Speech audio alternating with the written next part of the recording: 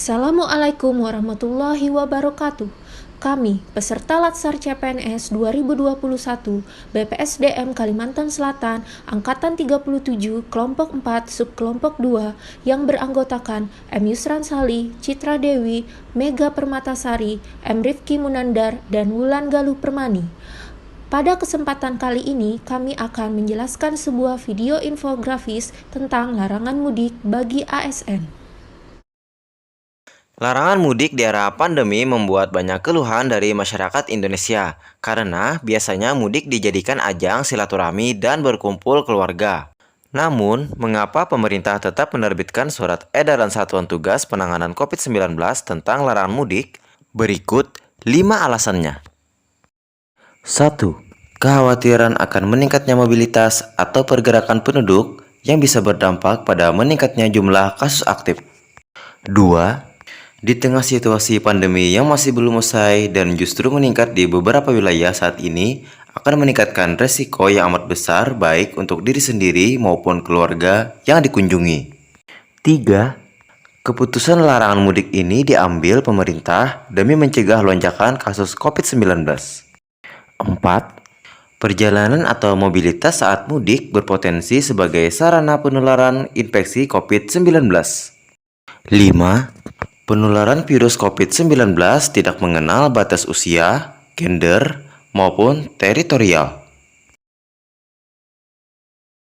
Larangan ini berdasarkan pada Surat Edaran Menteri Pendayagunaan Aparatur Negara dan Reformasi Birokrasi Nomor 8 Tahun 2021 tentang pembatasan kegiatan berpergian keluar daerah dan atau mudik dan atau cuti bagi pegawai ASN dalam masa pandemi COVID-19.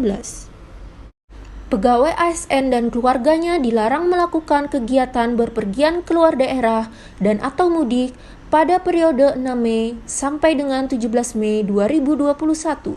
Demikian bunyi surat edaran tersebut. Dengan adanya kebijakan ini, para ASN diharapkan tidak mengajukan cuti selama periode pembatasan perjalanan ini. Selain itu, pejabat pembina kepegawaian di kementerian, lembaga, dan pemerintah daerah juga tidak diperkenankan memberikan cuti. Aturan ini dikecualikan bagi PNS dengan cuti tertentu seperti cuti melahirkan, cuti sakit, dan cuti alasan penting. Adapun sanksi melanggar aturan dilarang mudik berdasarkan PP nomor 53 tahun 2010 tentang disiplin PNS. Yang pertama, tingkat ringan yang berupa teguran lisan, tertulis, dan pernyataan tidak puas secara tertulis.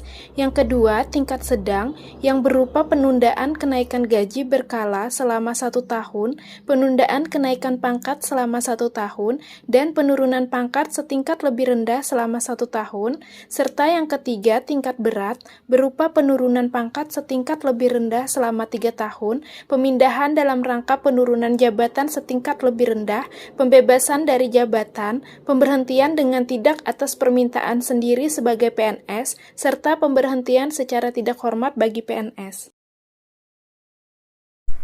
Kemudian, apabila teman-teman mengetahui ada ASN yang melanggar aturan larangan mudik tersebut, teman-teman dapat melakukan pelaporan ya. Cara melaporkannya adalah yang pertama dapat melalui pesan SMS ke nomor 1708, yang kedua lapor melalui aplikasi SP4N strip lapor yang bisa didownload pada App Store dan juga Play Store, dan yang ketiga lapor melalui website www.lapor.go.id.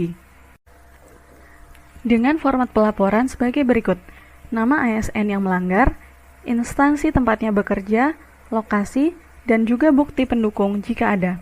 Kemudian, PPK akan menindaklanjuti laporan tersebut. Jangan takut untuk melapor ya.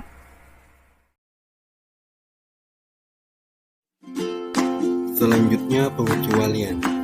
Perjalanan dinas harus disertai dengan syarat memiliki surat tugas yang ditandatangani oleh pimpinan tinggi pratama atau kepala satuan kerja. Jika dalam keadaan terpaksa perlu melakukan kegiatan bepergian keluar kota, maka dengan terlebih dahulu harus mendapatkan izin tertulis dari PPK, pejabat pembina kepegawaian di lingkungan instansinya. pegawai aparatur sipil negara yang melaksanakan bepergian keluar daerah sebagaimana dimaksud pada angka 1 huruf B agar selalu memperhatikan 1. Peta zonasi resiko penyebaran COVID-19 yang telah ditetapkan oleh Satuan Tugas Penanggulangan COVID-19. 2. Peraturan dan atau kebijakan mengenai pembatasan keluar masuk orang yang ditetapkan oleh pemerintah daerah asal dan tujuan perjalanan. 3. Kriteria persyaratan dan protokol perjalanan yang ditetapkan oleh Kementerian Perhubungan dan Satuan Tugas Penanggulangan COVID-19 dan protokol kesehatan yang ditetapkan oleh Kementerian Kesehatan. Sekian penjelasan yang dapat kami sampaikan. Terima kasih atas perhatiannya. Wassalamualaikum warahmatullahi wabarakatuh.